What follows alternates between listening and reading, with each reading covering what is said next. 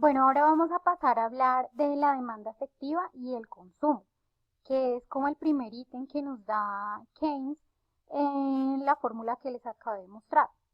Él asegura que el desempleo es producto de la insuficiencia de esa demanda global, por lo cual esta debía aumentarse.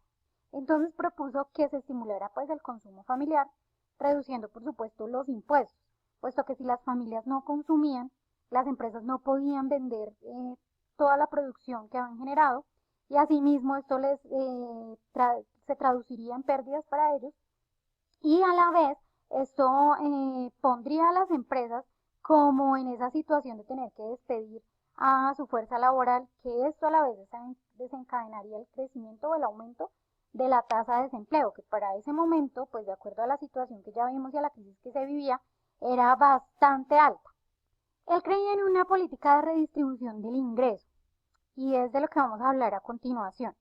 Entonces, como estamos hablando del consumo, el consumo dependía de cuatro factores: del salario, del ingreso de las familias, del salario de los trabajadores, de las utilidades o beneficios de los empresarios y la renta de los dueños de la tierra.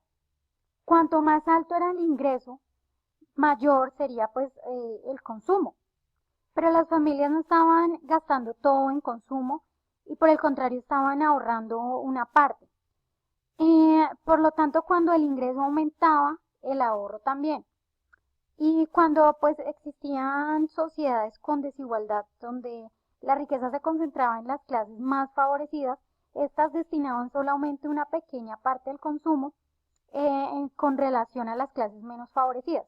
Por eso Keynes crea una política de redistribución del ingreso, lo cual, decía él, que iba a impulsar el consumo.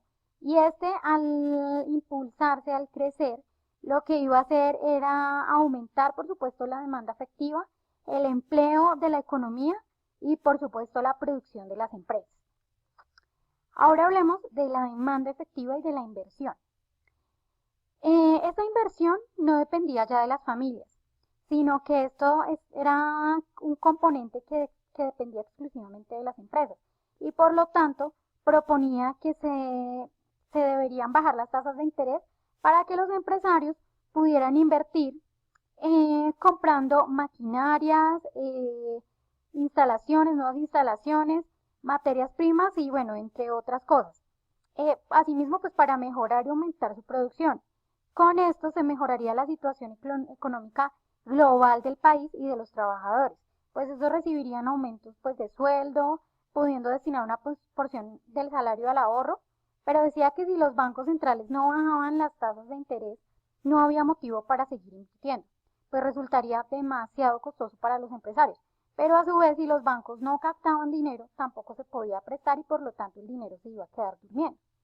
La inversión por parte de los empresarios decía él que era incierta y no se podía predecir cuándo consideraban ellos el momento oportuno para invertir. Por lo tanto, pues los niveles de actividad y empleo dependían de un factor psicológico imponderable, incontrolable e inestable al que Keynes llamó los espíritus animales de los empresarios.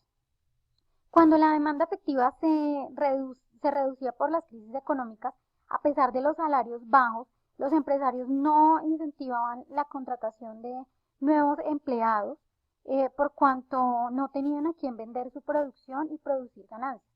Entonces, de acuerdo a eso y como las inversiones que ellos hacían no era algo que se pudiera estimar en qué momento las iban a hacer o no, porque dependía del mercado y digamos que del olfato que los empresarios tuvieran para encontrar el momento adecuado para hacerlo. Entonces, cuando esto no pasaba, no crecía esa demanda efectiva, tampoco se aumentaba la producción y por ende pues tampoco se generaba empleo, pues porque ellos no estaban invirtiendo, por lo tanto no estaban incrementando su producción. Ahora pasemos a hablar de la demanda efectiva y el papel del Estado. Keynes consideraba que el Estado debía incentivar el aumento de la demanda efectiva.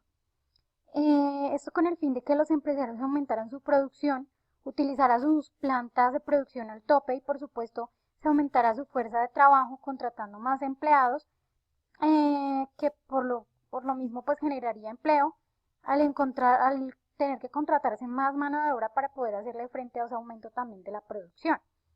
Él decía que el Estado contaba con dos herramientas. Una era la política fiscal, que se refería al gasto público y los impuestos. Este gasto público debía, pues era la inversión en obras públicas como hospitales, colegios y demás que beneficiaran pues obviamente a los ciudadanos, lo que ayudaría pues enormemente a complementar el esfuerzo de las empresas privadas en crear nuevas fuentes de trabajo. Esto con el fin pues de bajar las tasas de desempleo y reactivar nuevamente el consumo. Por otro lado también pues la política monetaria, que era la reducción de bueno, básicamente las tasas de interés y la reducción de las mismas, pues ya que las decisiones de inversión de los empresarios eh, dependían directamente de cómo estaba el valor del dinero. Entonces ellos lo que hacían era la comparación de sus ganancias frente a las tasas de interés que estaban pagando a los bancos, que estaban pagándole a los bancos por los dineros que estos les habían otorgado para el aumento de su producción o para la adquisición de alguna planta nueva de producción o bueno, para la inversión que ellos hayan destinado.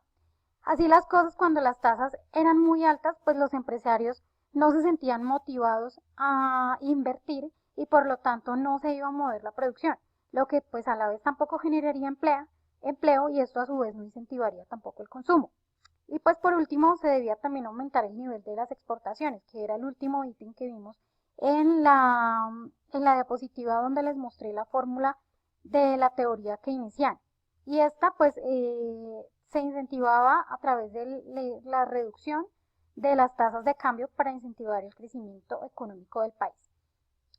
Eso con respecto a la reducción del desempleo, que era el modelo que proponía Keynes. Ahora, para la inflación, si ustedes recuerdan, les dije que era el mismo, pero invertido. ¿Eso qué quería decir?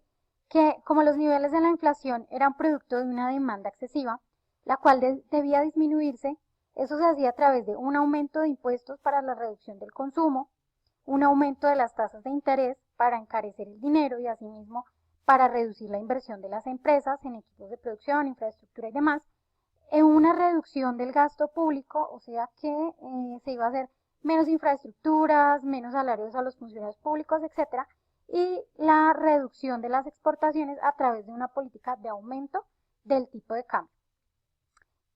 Bueno, esta era básicamente la teoría planteada por Keynes y las medidas para combatir el desempleo y la inflación. Luego de estas propuestas, el paso a seguir era la transformación de esas ideas en realidades y ponerlas a funcionar en la situación real de los países. Por lo tanto, este modelo pues dominó en los años 1943 hasta el 73, que fue el momento donde el keynesianismo como pensamiento económico murió. Y vamos a ver por qué murió. Entonces, para los años 50 y 60 fueron como los años de recuperación para los Estados Unidos. Volvió pues este país a ser una potencia económica y por lo tanto no había problemas de desempleo. En ese momento pues como ya era un país tan fructífero y económicamente estaba muy bien frente a sus vecinos, digamos que las tasas de empleabilidad aumentaron y el desempleo se redujo porcentualmente, prácticamente quedó en nada. Pero lo que sí existía era un problema de inflación. Igualmente, por medio de un plan que se llamó el Plan Marshall, Estados Unidos ayudó a la economía europea para que se recuperara luego de la Segunda Guerra Mundial, pues por el golpe que los países europeos sufrieron a raíz de esto. Y por lo tanto, bueno, pues se recuperara. ¿Por qué? Porque ellos eran como el principal mercado de exportación, lo cual generó pues la demanda de empleo importante, porque al acrecentar la producción, pues se podía contratar mano de obra. Pero esto generó también a la vez la inflación alta. El modelo de Keynes pues funcionaba muy bien para ese momento porque permitía controlar la inflación de acuerdo a lo que vimos ya y la explicación que les di anteriormente, con la fórmula que él proponía.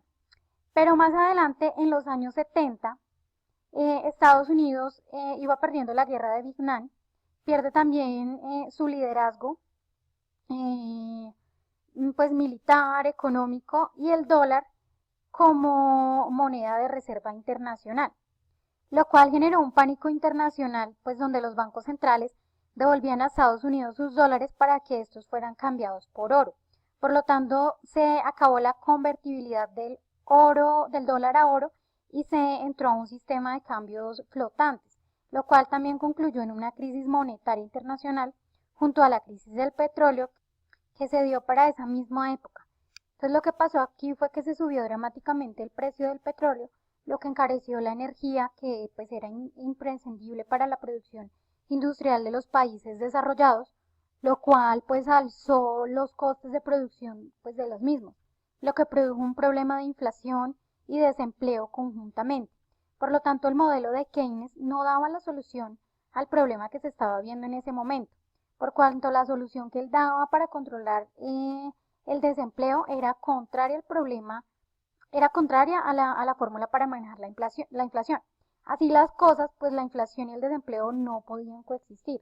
Y como ya les había mencionado, en el momento en que se adoptó el modelo keynesiano, solo existía uno de los dos problemas, el cual se pudo manejar para ese momento era el problema del desempleo por la crisis que se estaba viviendo. Pero al existir los dos problemas conjuntamente, el modelo keynesiano era obsoleto al intentar dar una salida. Keynes pues no pensó que estos dos factores pudieran coexistir. Sin embargo, la inflación de la que él hablaba era de demanda, pero la que se estaba generando era una inflación de costes. Los precios subieron porque aumentaron los costos de producción. Y a partir de allí ya se cuestionaron los postulados de Keynes, pues ya el problema no era macro, era micro, por cuanto ya les pertenecía directamente a las empresas al verse afectadas por las alzas excesivas del petróleo, y en ese momento la teoría keynesiana muere para darle paso pues a los pensamientos neoliberales, que sería el nuevo modelo económico que se manejaría. Podemos concluir que lo que pretendía Keynes con su modelo económico era que se incrementara el gasto público en periodos de recesión, haciendo que el Estado incurriera en un déficit para generar demanda adicional que estimulara la inversión y disminuyera el desempleo.